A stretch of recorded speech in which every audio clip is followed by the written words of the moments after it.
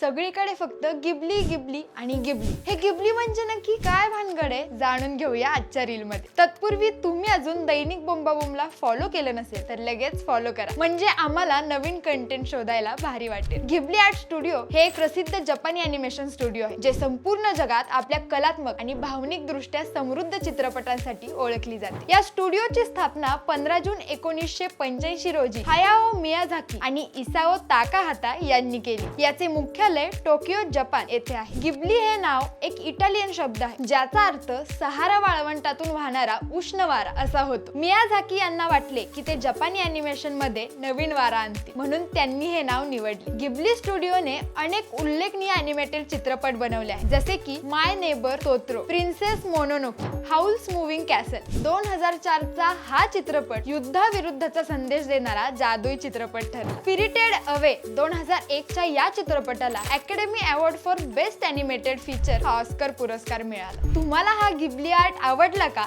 Comment मध्ये नक्की सांगा।